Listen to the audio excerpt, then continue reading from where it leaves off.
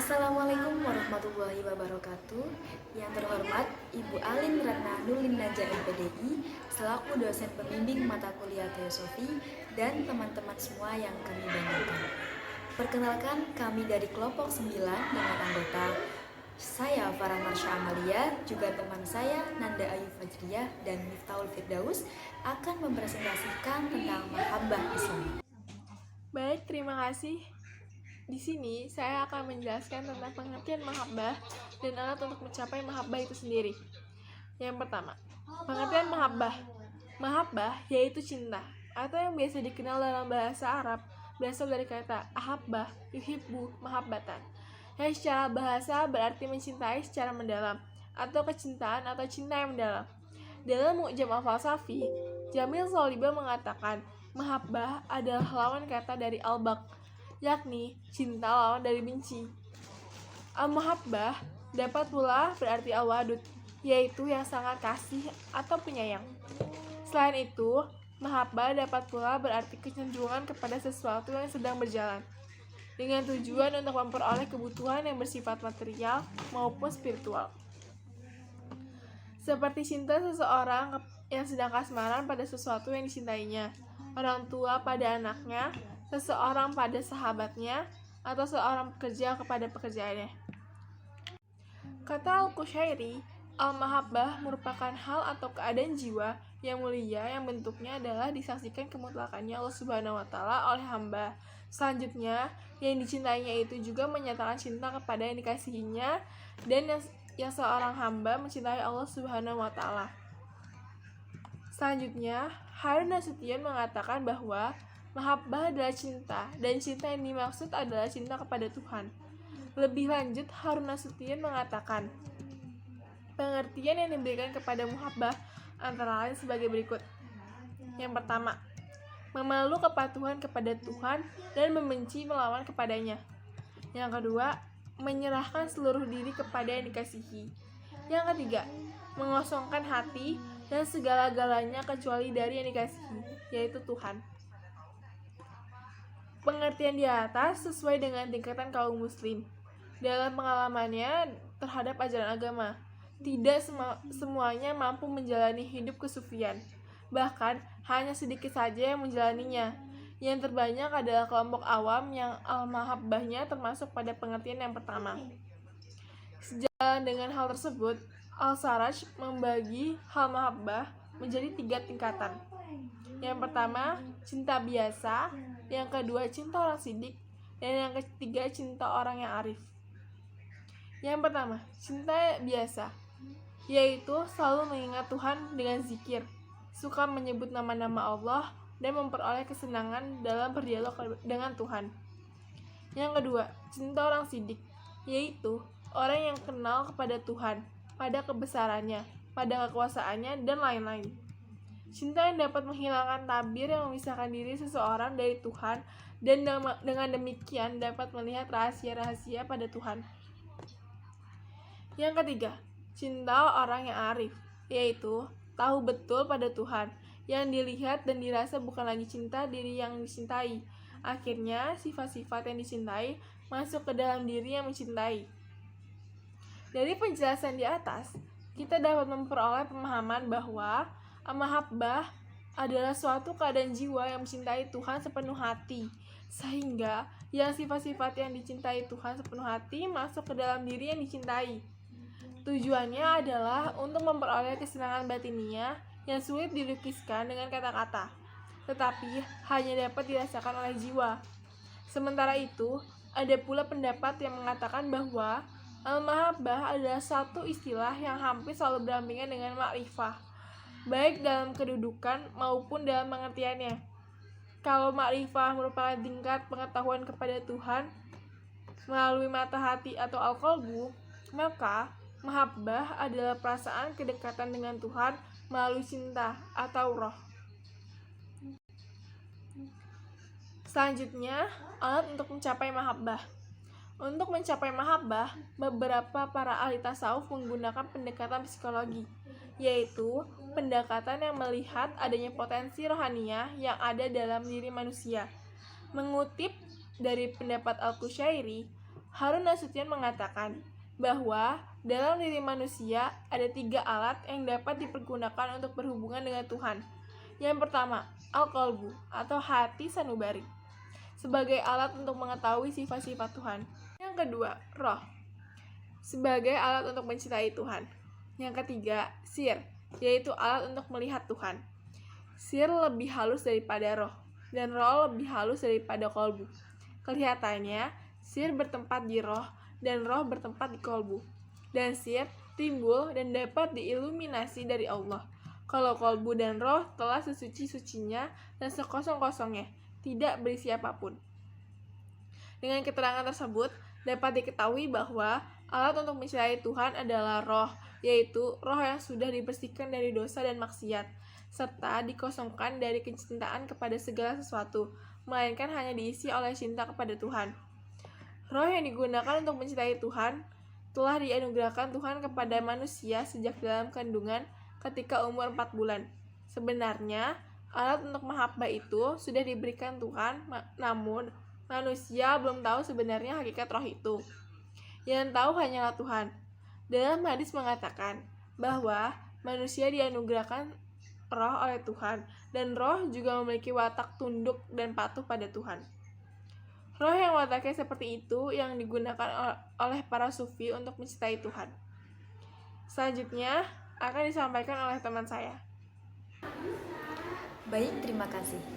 Di sini saya akan menjelaskan tentang tokoh yang mengembangkan mahabbah Islam. Hampir semua literatur bidang tasawuf menjelaskan bahwa tokoh yang memperkenalkan mahabbah adalah Robi'ah al-Adawiyah. Hal ini berdasarkan ungkapan-ungkapan yang mendeskripsikan bahwa dia menganut paham tersebut. Robi'ah al-Adawiyah atau al-Khair Isma al-Adawi al-Quraisyiyah, beliau lahir di Basrah pada tahun 95 Hijriah. Beliau mendapat julukan al-Adawiyah dikarenakan beliau merupakan anak keempat. Beliau juga lahir dari keluarga yang tidak punya atau miskin. Bahkan di saat beliau terlahir di dunia, itu tidak ada penerangan dan kain sama sekali. Menurut pendapat Ibrahim Muhammad Yasin, Robi'ah al-Adawiyah adalah seorang sufi falsafi fase awal yang berhasil mencetus Robi'ah yang terkenal dengan mahabbah ilahiyah. Perjuangan Robi'ah al-Adawiyah untuk meningkatkan mahabbah dan ma'rifatnya itu butuh proses dan pengorbanan yang sangat sulit yang juga sama dirasakan oleh sufi-sufi lainnya. Akan tetapi cara yang dilakukan oleh Robi'ah itu berbeda. Itu beliau menggunakan cara dengan kesubuhan. Ajaran yang diajarkan oleh Robi'ah al-Adawiyah adalah cara baru hidup dalam kerohanian, di mana beliau meningkatkan zuhud dari Hasan Basri yang bersifat khauf atau roja menjadi tingkatan hub atau cinta. Karena pada dasarnya cinta yang suci dan murni itu derajatnya lebih tinggi daripada khauf atau roja. Dan dengan cinta yang suci dan murni itu tidak mengharapkan apa-apa kecuali hanya ridhonya Allah Subhanahu wa Ta'ala.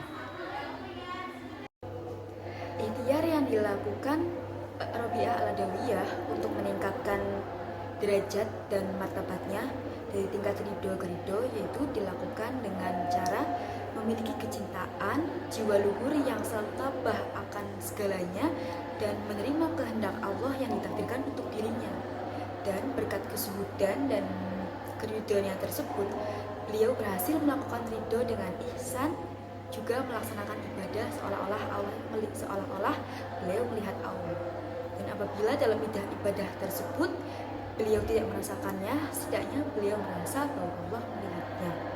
Suatu hari dikisahkan bahwa ada seseorang yang bertanya kepada beliau, "Kenapa kamu beribadah kepada Allah? Apakah kamu melihatnya?"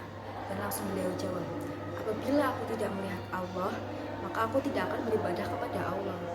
Yang dimaksud melihat menurut Robi'ah di sini, menurut Farid al-Adinatar, itu bukan melihat dengan mata, akan tetapi melihat dengan kesucian batinnya. Robi'ah juga termasuk seseorang yang benar-benar hidup dalam kesuhudan dan juga ingin selalu berdekatan dengan Allah. tersebut beliau buktikan dengan selalu berdoa, bertobat dengan cara menjauhi hal-hal duniawi, dan juga menolak segala pemberian materi yang diberikan orang lain kepadanya.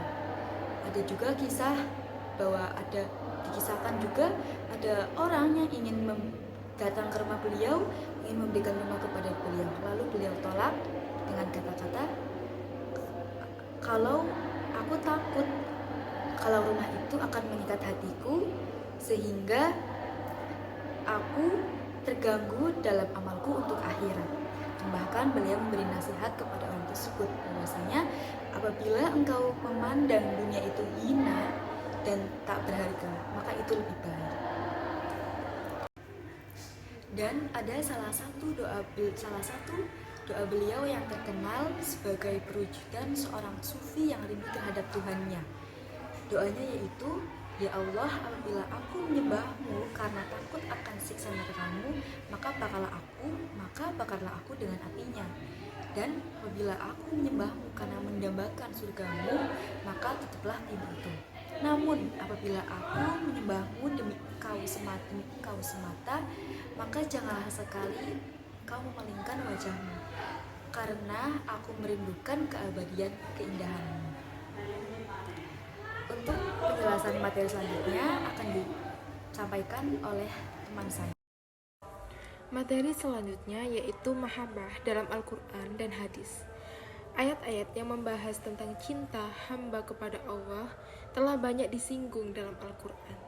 Cinta hamba kepada Allah adalah cinta yang tumbuh semata-mata untuk Allah Subhanahu wa Ta'ala. Ayat-ayat yang bahas tentang cinta hamba kepada Allah telah banyak disinggung dalam Al-Quran. Di antara ayat-ayat yang menjelaskan adanya cinta hamba kepada Allah yakni sebagai berikut. Yang pertama, Quran Surat Al-Imran ayat ke-31. Bismillahirrahmanirrahim. Qul in kuntum tuhibbunallaha fata'ba'uni yuhibbukumullah. Artinya, jika kamu cinta kepada Allah, maka turutlah aku dan Allah akan mencintai kamu. Yang kedua adalah Quran Surat Al-Ma'idah ayat ke-54. Dan yang ketiga adalah hadis riwayat Abu Hurairah radhiyallahu anha yang artinya, barang siapa yang senang bertemu kepada Allah, maka Allah senang bertemu dengannya. Barang siapa yang tidak senang bertemu Allah, maka Allah pun juga tidak senang bertemu dengannya. Yang keempat ada hadis riwayat Anas bin Malik yang artinya, barang siapa yang menghina waliku atau kekasihku, sesungguhnya ia telah terang-terangan memerangiku.